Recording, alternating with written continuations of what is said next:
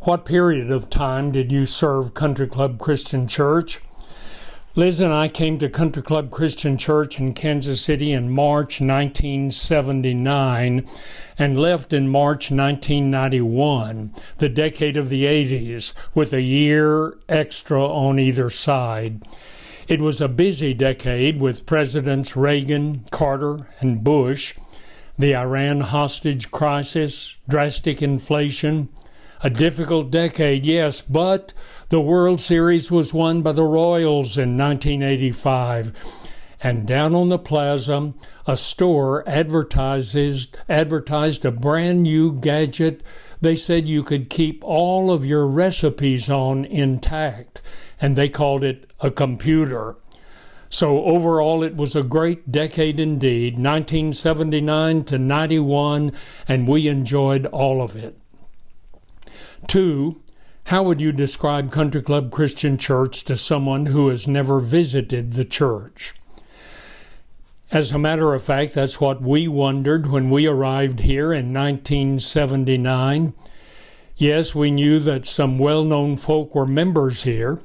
Longtime former mayor of Kansas City, Ilis Davis, chaired the search committee that brought us up here.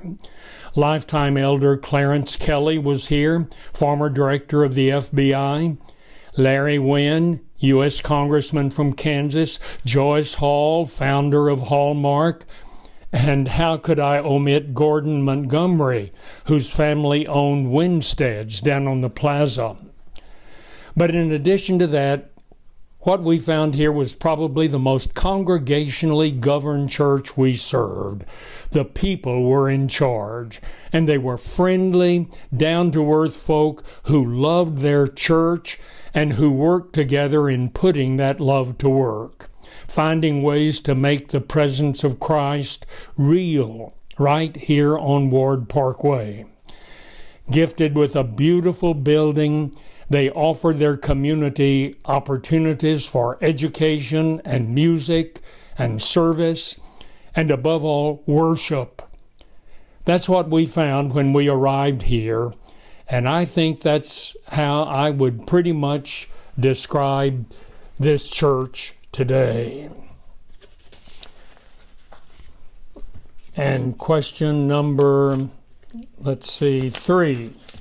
How did you glimpse the Spirit of God at work through Country Club Christian Church? I saw the Spirit of God at work in a myriad of ways, but I'll just limit it to worship, because worship is the motivator of service, and it is where God's Spirit can be felt most completely. We wanted music that was moving and uplifting, communion that was binding us together, sermons, I hope, that recognized the predicaments the listeners were in and sought to help them deal with it. And that is mainly how I saw God at work through Country Club Christian Church. 4, when you look back at the church's last 100 years, what stands out to you? I look back and see the constant determination on the part of the congregation, the people here, to do things right, not take shortcuts. The church has always tried to match the beauty of its building with the quality of its endeavors in service and education and worship.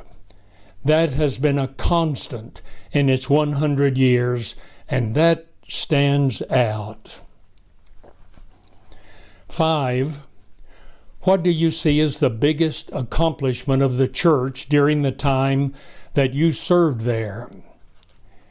We always stayed at or near the top of disciple churches in financial support of missions, both home and abroad. Toward the end of my stay, we did a much-needed renovation program that cost millions, but was generously supported and paid for by our members. But most of all, I remember leading 2 search committees, one in 1980, one in 1988. In 1980, we needed a new organist and director of music, both in one person, we hoped. and did we succeed beyond our dreams? The calling of David Diebold to that position was monumental in the life of the church. And for what? 34 years we enjoyed the highest quality of music. Another search committee was in 1988, and we needed a minister to singles, I think we called the position. Being a Yale graduate myself, I was willing to take a chance on a young woman just graduating from Yale Divinity School.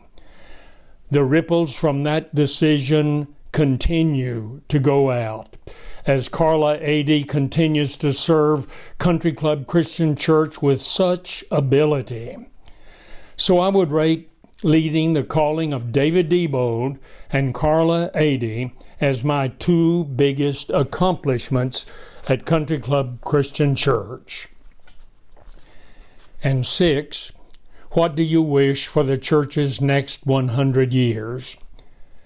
Simply to continue its practice of faithfully presenting the gospel of Christ to the Kansas City community by seeking the highest quality of music and education and service and preaching, and by creatively responding to whatever new crisis comes up in our world. You have responded to this current crisis in 2020 with courage and skill. Well done indeed. Liz joins me now in remembering with joy the years we served at Country Club Christian Church and in wishing you the very best, not just for the present moment, but for the century to come.